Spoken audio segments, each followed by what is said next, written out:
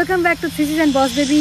আজকে আমরা চলে এসেছি কলকাতার এমন একটা জায়গায় যেখানে যে কোনো দিন আসলেই ভালো লাগবে, ইকো পার্ক। ইকো পার্কে কিন্তু অনেক কিছু দেখার আছে। তো আজকের ভিডিও কিন্তু ইকো পার্ক নিয়ে নয়, অলরেডি ইকো পার্ক নিয়ে আমার চ্যানেলে দুটো ভিডিও হয়ে গেছে। তো আজকে এসেছি ফার্স্ট টাইম আমি দেখতে সোলার ডোম রিনিউয়েবল এনার্জি মিউজিয়াম। তো আজকে চলো দেখে নিই সোলার ডোমের ভিতরে কি কি আছে। তো আমি ফার্স্ট টাইম আজকে এসেছি।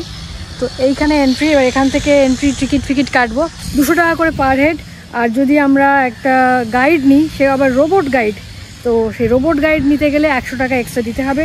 তো আমার ইচ্ছা আছে রোবট গাইডটা নিয়েই ঢুকবো, নতুন ধরনের এক্সপিরিয়েন্স হবে। রোবট আমাদের কিভাবে গাইড করবে সেটাও কিন্তু একটা দারুণ এক্সপিরিয়েন্স। তো চলো ভিতরে যাই। এই জায়গাটা অনেকদিন ধরে আসবো করছি, আজকে সুযোগ পেয়েছি এই জায়গায় আসা। তো আমরা ঢুকে পড়েছি। এবার এখান দিয়ে একটা এন্ট্রি আছে, তো ওখান দিয়ে বন্ধ আছে। তো মনে হয় এখান দিয়ে যে এন্ট্রিটা আছে ওইখান দিয়ে ঢুক। ইকো পার্কের 4 নম্বর গেট দিয়েই কিন্তু এই ডোমে আসার জন্য সবচেয়ে সুবিধাজনক। এই ডোমের অপোজিটেই রয়েছে ধামসা ট্রাইবের যে রিসর্ট, যে রেস্টুরেন্টটা আছে ইকো পার্কের, ঠিক তার উল্টো দিকেই রয়েছে এই ডোম। মোটামুটি 2000-এরও বেশি সোলার প্যানেল দিয়ে এই ডোমটা বানানো হয়েছে। তো চলো ভেতরে যাই, ভেতরে গিয়ে টিকিট কাটি আগে।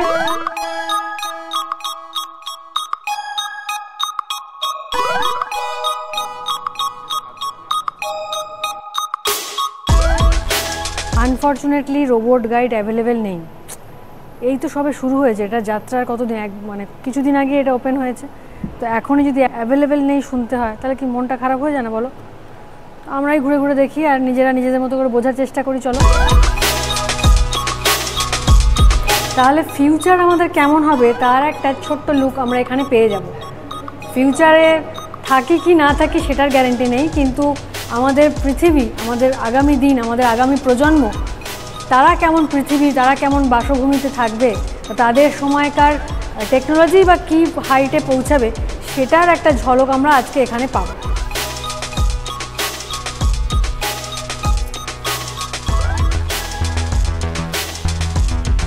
এনার্জির সবথেকে বড় সোর্স সান, সেটাই এখানে বড় করে দেওয়া রয়েছে। এখানে অনেকগুলো স্ক্রিন রয়েছে এবং তাতে রয়েছে বিভিন্ন টপিক। তো আমিও চলে আসলাম একটা টপিক নিয়ে একটু রিসার্চ করতে। দেখলাম ইন্ডিয়ান হিটওয়েভে নানান রকম সব তথ্য সুন্দরভাবে ডেসক্রাইব করছে, দেখে বেশ ভালো লাগলো এবং অনেক কিছু জানতে পারলাম। বাই অ্যাস্ট্রোলজি এটা হচ্ছে 2025 হচ্ছে ইয়ার অফ মার্স। মানে কী মারাত্মক গরম যে এই বছরটা হতে চলেছে সেটা আর কিছুদিন পরেই টের পাবে। এখনই টের পাচ্ছে, এখন মার্চের সবে মার্চ 10 তারিখ, আজকে কত তারিখ? 13 তারিখ আজকে মার্চের। এখনই বুঝতে পারছি গরমটা কী লেভেলের পড়ছে। তাহলে আর কিছুদিন পরে মানে টেকা যাবে না, দিনের বেলা বাড়ি থেকে বেরোনো যাবে না। তার একটা ছোট্ট ঝলক আমরা এক্ষুনি দেখলাম। সবচেয়ে বায়ুদূষিত শহরগুলি, ফার্স্টেই লাহোর আমাদের প্রতিবেশী পাকিস্তানে, কাশগড় চায়নায়, দিল্লি আমাদের ভারতবর্ষের সবচেয়ে পলিউটেড একটি শহর, আমরা সবাই জানি।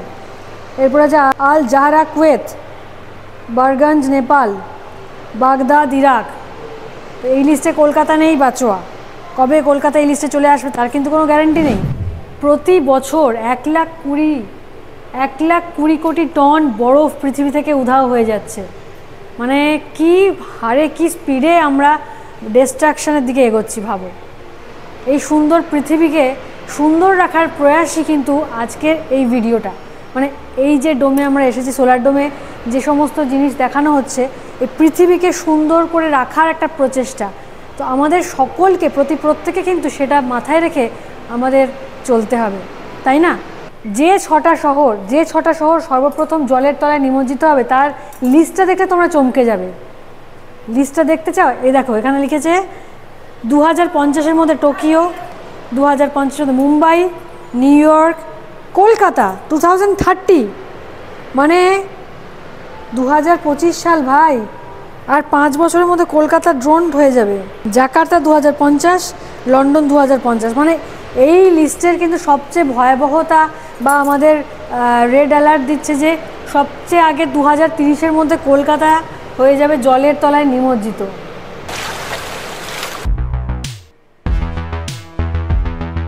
সমুদ্রে অপরিশোধিত তেলের মেলা থেকে যদি না আটকানো যায়, সমুদ্রকে যদি তেল থেকে না বাঁচানো যায়, তাহলে কিন্তু বিশাল ব্যাপক ক্ষয়ক্ষতি, তার একটা চার্ট এখানে দেওয়া আছে। পৃথিবীর অবস্থা ভয়াবহ। একে বাঁচাতে আমাদের সাহায্য করুন। না, এ কথা আমি বলছি না, এ কথা কারা বলছে, এ কথা এনারা বলছে। মানে এত সুন্দর করে বানানো, আমি হঠাৎ করে যখন ওখান দিয়ে আসলাম, জাস্ট ওখান দিয়ে এসে ভাবছি কারা দাঁড়িয়ে আছে, কিন্তু কাছে এসে দেখলাম না, এটা স্ট্যাচু। মানে এত সুন্দরভাবে স্ট্যাচুটা করা, দেখো একদম নিখুঁত।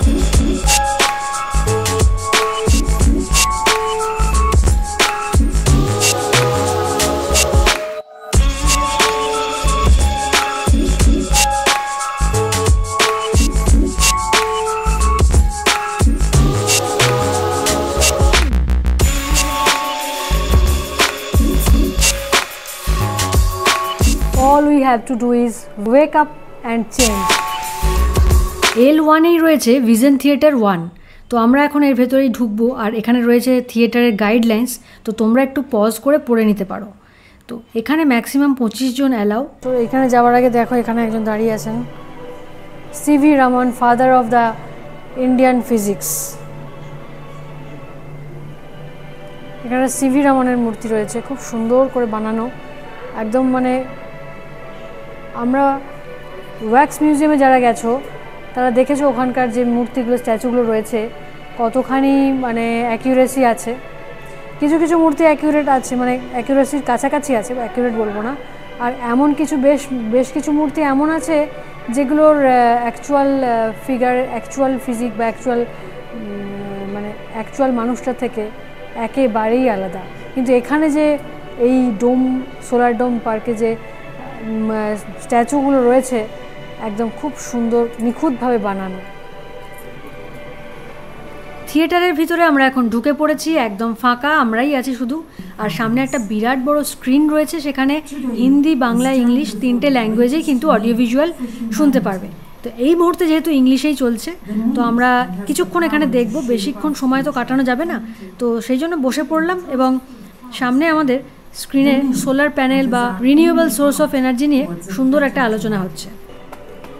এই সুন্দর পৃথিবীকে বাসযোগ্য করে রাখার জন্য, আমাদের পরবর্তী প্রজন্মের জন্য, তার জন্য কিন্তু আমি, আপনি, আমরা সবাই এর জন্য ছোট ছোট পদক্ষেপ নিতেই পারি।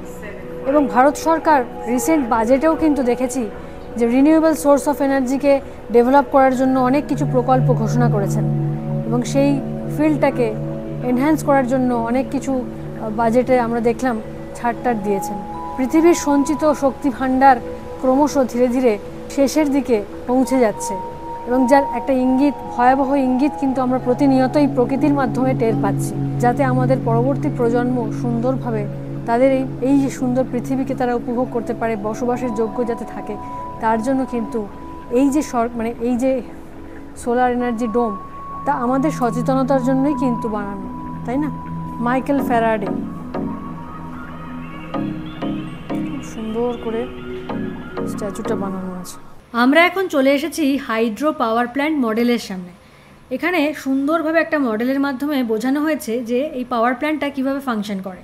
শুভজিৎ মেয়েকে বোঝাচ্ছিল, তো আমি বললাম যে তাহলে আমাদের সকলকেই তুমি একবার বুঝিয়ে দাও। এটা হচ্ছে হাইড্রো পাওয়ার ইলেকট্রিসিটির একটা মডেল, খুব সুন্দর একটা মডেল। তো এটা বেসিক্যালি একটা আর্চ ড্যাম, এখানে ওয়াটারটা স্টোর হচ্ছে, মানে এটা হচ্ছে রিভার সাইড, আপস্ট্রিম বলে এটাকে, আপস্ট্রিম সাইড, এটা হচ্ছে ডাউনস্ট্রিম সাইড। এটা আপস্ট্রিম সাইডে এখানে ওয়াটার স্টোর হচ্ছে। যখন ড্যাম তৈরি হয় অনেক জায়গা ডুবে যায়, তো বলতে গেলে এই জায়গাটা হচ্ছে সেই জায়গাটা যেখানে প্রচুর এলাকা জুড়ে ওয়াটার স্টোরেজ হচ্ছে। এবার এখানে কি হচ্ছে, একটা টানেল বানানো আছে। এই টানেলের মধ্যে দিয়ে ওয়াটারটা, যেহেতু এটা প্রেশারাইজড ওয়াটার আছে, স্টোর হচ্ছে, এই ফুল ফোর্সে এটা একদম নিচে নিয়ে যাচ্ছে, যত স্পিড হয় নিয়ে গিয়ে এখানে নিচে গিয়ে এটা লাগছে, এখানে শাফট আছে, আর এই শাফটের এইটাতে লাগছে, জলটা স্প্রে করছে, কারণ এটা পুরোটা ঘুরছে, ঘুরে এখানে একটা টারবাইন আছে।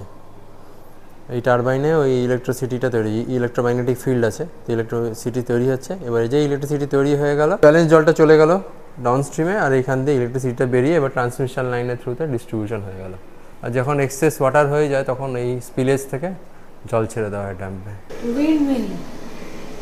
হ্যাঁ, তো উইন্ড মিলের এখানে এই পাখাতে ব্লেডগুলো যেগুলো আছে, ব্লেডগুলোতে হাওয়া গিয়ে লাগছে, ওটা রোটেট করছে। যখন রোটেট করছে, ভিতরে শাফট আছে, ওই শাফটটা আবার একটা ওই টারবাইন সিস্টেম যেরকম থাকে ওরকমই একটা ইলেকট্রোম্যাগনেটিক ফিল্ড আছে, ওখানে ঘোরে শাফটটা, আর ইলেকট্রিসিটি প্রডিউস হয়। কীভাবে রিনিউয়েবল এনার্জিকে কাজে লাগিয়ে ইলেকট্রিসিটি উৎপন্ন করা হচ্ছে, ইলেকট্রিসিটি প্রডিউস করা হচ্ছে, সেটাই কিন্তু এখানে ছোটো ছোটো করে রেপ্লিকা করে দেওয়া আছে। দেখো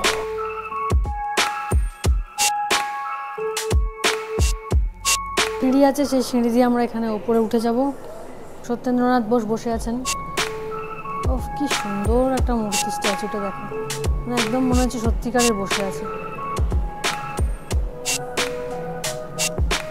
এটা হচ্ছে জিওথার্মাল পাওয়ার প্ল্যান্ট। প্রত্যেক জায়গাতেই মানে যে পাওয়ার প্ল্যান্টগুলো আছে সেই পাওয়ার প্ল্যান্টগুলো কীভাবে ফাংশন করে তো সেটা বোঝানোর জন্য প্রত্যেক জায়গায় এরকমভাবে ইয়ে রয়েছে। এখানে পুরো জিনিসটাকে সুন্দর করে বুঝিয়ে দিচ্ছে। তো সায়েন্সের স্টুডেন্ট না হলেও চলবে, বা এগুলো কবেই পড়েছি ভুলে গেছি, কিন্তু এখানে এটা সুন্দরভাবে সহজভাবে এটা বোঝানো হয়েছে, তো খুব ভালো লাগবে। আর যারা এখন স্টুডেন্ট আছো, এই চ্যাপ্টার্সগুলো পড়ছো, তারা যখন এখানে এসে দেখতে পাবে, এটা প্রত্যেক স্কুলে মানে একটা এডুকেশনাল ট্যুরের জন্য পারফেক্ট জায়গা।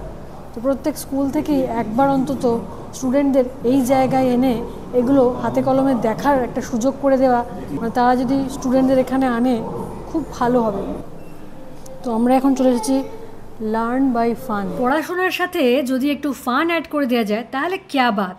তো এখানে সেরকমই একটা সেট আপ তৈরি করা হয়েছে। এখানে একটা ছোট্ট ছেলে তার নিজের মতো করে কি খেলে যাচ্ছে, চলো তো দেখি।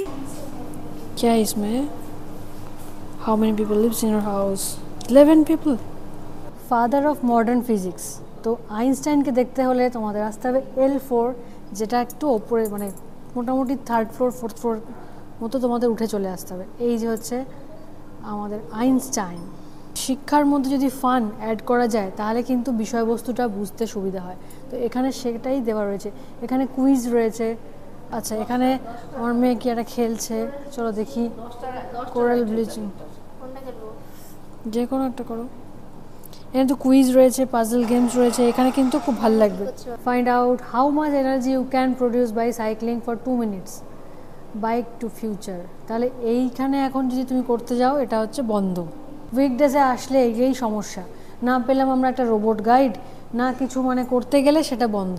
আর এখানে বাবা, ঠাকুমা আর নাতনি 3 জনে মিলে একটা গেম খেলছে। তো এখানে এসেছি একটা কুইজ তো খেলবো, জানি না জানি যা পারি একটা অ্যান্সার করবো। চলো, welcome to the climate change quiz. চলো স্টার্ট করে দিই। Start. The current rising global temperature is because of the sun. True. Greenland is losing about 1 million tons of ice mass year per day. True. Yes, true. Next question, by how much has ocean acidity rise? আমি তো এগুলো পড়িনি, জানিনি আমি এগুলো একটা জানো। ও আন্দাজে করলাম, 30% ঠিক হয়েছে। The Arctic sea ice is shrinking at a rate of 13%. Oh good, কি সুন্দর আমার তুক্কা লেগে যাচ্ছে। Which of this is most responsible for rising global temperature? Methane, carbon dioxide, chlorofluorocarbon, ozone. Oh ozone হবে বোধহয়। রিজেক্ট পেয়ে গেছি।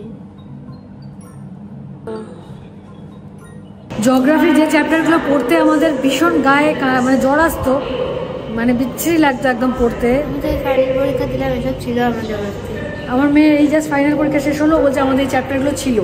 তো আমাদের যে চ্যাপ্টারগুলো পড়তে ভীষণ বাজে লাগতো, ভীষণ গায়ে জ্বর আসতো, এখানে এত সুন্দরভাবে ডেসক্রাইব করা আছে, টাচ স্ক্রিন দিয়ে প্রজেকশন, মানে প্রজেক্ট স্ক্রিন দিয়ে এমনভাবে সুন্দরভাবে সমস্ত কিছু ডিটেলসে বর্ণনা করা আছে, মানে কি বলবো, বই খাতার দরকার লাগবে না। এগুলো দেখে বুঝে এত সহজভাবে বোঝা যাবে এবং মনে থেকে যাবে। যেটা দেখা যায় সেই জিনিসটা কিন্তু মনে থাকে বেশি। অডিও ভিজুয়াল সিস্টেমে মানে পড়াশোনাটা কিন্তু খুব হেল্পফুল। এই চ্যাপ্টারগুলো সহজে বুঝতে অসুবিধা হয়, এখানে এই অডিও ভিজুয়ালের মাধ্যমে কিন্তু দারুণভাবে সেটা হেল্পফুল হবে। তো এটা একটা ক্যাফেটেরিয়া। আমরা একদম ওপরে চলে এসেছি, আর ওপরে কিছু নেই। আমাদের ওয়েলকাম করছেন আর কেউ নন, ফাদার অফ টেকনোলজি যাকে বলা হচ্ছে, এলন মাস্ক। এলন মাস্ক এখন আমাদের স্পেসএক্স, এই যে তিনি তার স্পেসএক্সে দাঁড়িয়ে আছেন। টেসলার মডেল বি বাইসাইকেল যে মডেলটা ওরা বানাচ্ছে, ফিউচারিস্টিক বাইক। উফ, ভাবা যায় কোথায় পৌঁছে যাচ্ছে। টেকনোলজি আর সায়েন্স। সোলার ট্রি, বাবা এই দেখো সোলার ট্রি, মানে এইটা হচ্ছে তোমার ফিউচার। এতক্ষণ আমাদের সায়েন্স যেখানে পৌঁছে গেছে, যেভাবে আমাদের এগিয়ে এসেছে সায়েন্স টেকনোলজি, সেইগুলো দেখলাম। এখন আগামী প্রজন্ম, মানে আগামী দিনে, আগামী বছরগুলোতে সায়েন্স আমাদের কোথায় নিয়ে যাবে, কি ভাবনা আছে তাদের, তো সেটার একটা ছোট করে ছবি টবির মাধ্যমে এখানে প্রকাশ করা হয়েছে। দেখো solar tree, wind turbine that fits in your backpack. Wow, এই দেখো ফিউচার সিটি। ভেতর যাবো? ও এই দেখো ফিউচার সিটি। ওয়াও, এই হয়ে গেল ফিউচার সিটি। এরকমভাবে আকাশপথে আমাদের গাড়ি যাবে, আর আমরা নিজেই একটা করে এক একটা ডোমের মধ্যে থাকবো। ওই যে সেই কালকি মুভিটাতে, কালকি সিনেমাটাতে যেমন দেখি যে একটা ডোম ছিল, তো ওই কনসেপ্টটা তো ওটা হতে চলেছে হয়তো ভবিষ্যতে ফিউচার সিটিতে, সেটাই দেখাচ্ছে। দেখো ডোমের মধ্যে সবাই থাকবে, এক একটা ডোমের মধ্যে সাম্রাজ্য মানুষের গড়ে উঠবে। এখানে কি আছে? এখানেও আছে ফিউচার সিটি। চলো ভেতরে চলে যাই। এই দেখো বাবা, এই হচ্ছে সমস্ত গাড়ি যাচ্ছে। বাবা এটা আবার কিরকম ঝুলছে এখান থেকে।